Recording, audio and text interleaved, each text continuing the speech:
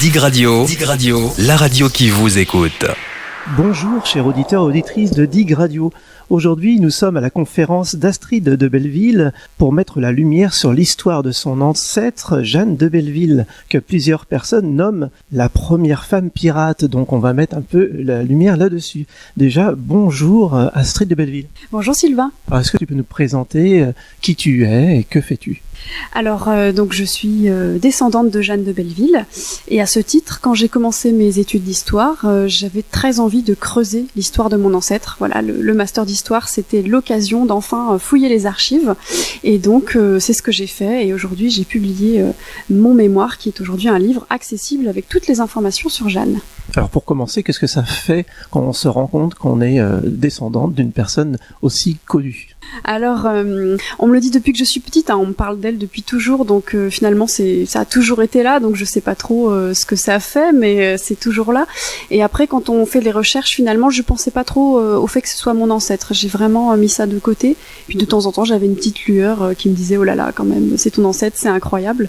Mais après, la recherche documentaire, elle est très éloignée de cette préoccupation finalement. Qu'est-ce qui vous a donné envie justement d'aller creuser l'histoire et d'en connaître plus ? Eh bien en fait, ce que je lisais dans les romans, en grandissant, plus je grandissais et plus je me rendais compte que c'était pas satisfaisant, que c'était pas très réaliste pour une personne du Moyen-Âge. Il fallait creuser et il n'y avait pas de sources, pas de documents. Donc je voulais vraiment aller voir ce que disaient les documents médiévaux.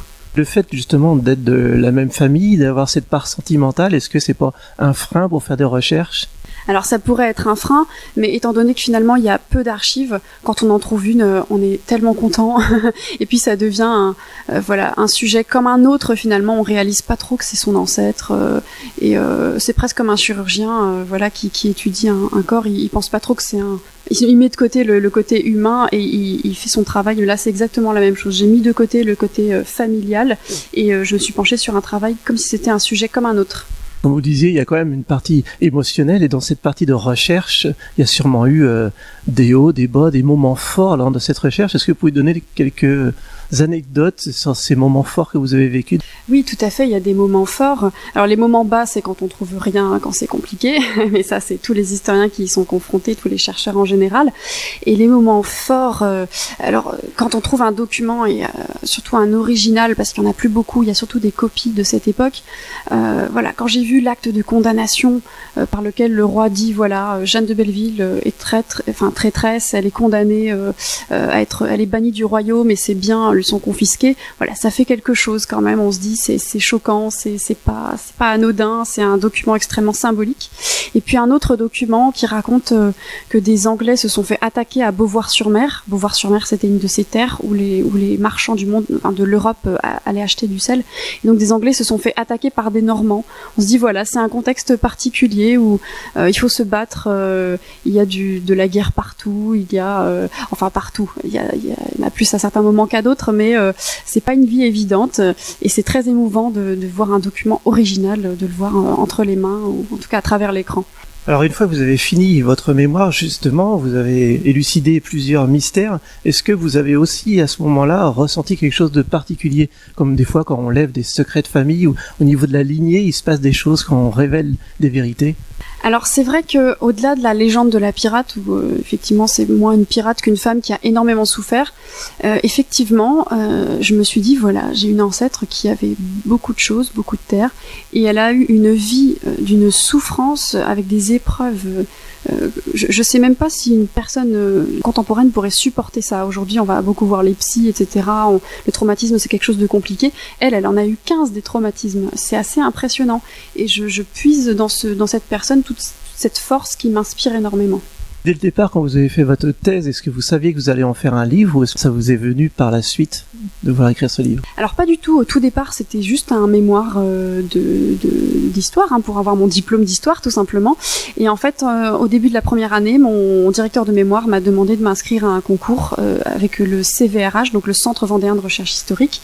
Et le CVRH donne une bourse et édite la thèse ou le mémoire du projet qu'il préfère en fait. Et donc donc ils ont préféré mon projet aux autres. Voilà, j'étais très heureuse, je m'y attendais pas du tout.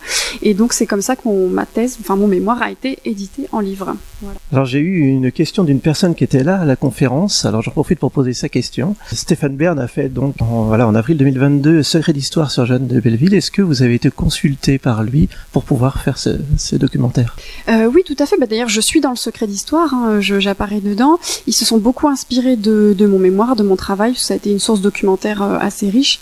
Maintenant, ils ont un petit peu arrangé les choses parce que Secret d'histoire, c'est aussi pour vendre un peu. Il y a un petit côté marketing, ce qui est compréhensible. Donc, il y a des petites choses différentes par rapport à mon travail. Mais oui, je suis dedans et ils ont beaucoup puisé dans mon travail. Donc là, on a vu la conférence, c'était passionnant. Il y a eu le livre que je vais lire avec grand plaisir. Est-ce que vous savez si, par la suite, un film pourrait être tiré de cette histoire? Alors ça, c'est la grande question. Je crois qu'il y a des projets qui courent. Il y a un certain Maxime Pinchot qui m'a contacté d'ailleurs, qui avait fait un court-métrage qui avait eu un prix du public, pour un concours. Et puis je crois qu'il voudrait faire un plus long métrage. Je sais pas trop où il en est pour l'instant. Il y a peut-être une série. J'ai entendu des bruits de couloir, mais concrètement, je ne sais pas exactement. Est-ce que vous avez un dernier mot pour donner envie aux gens de pouvoir lire votre livre?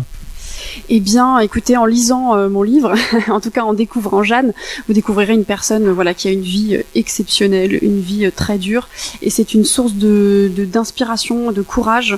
On est dans des temps difficiles actuellement avec la guerre en Ukraine, etc. C'est un peu angoissant, et de revoir ce que nos ancêtres ont vécu et le fait qu'ils aient survécu, qu'ils ont surmonté tout ça, ça fait du bien. Voilà. Merci beaucoup d'avoir été au micro de Dig Radio et on vous souhaite beaucoup de succès par la suite. Merci à vous. Toute la journée, vous écoutez Dig Radio sur digradio.fr.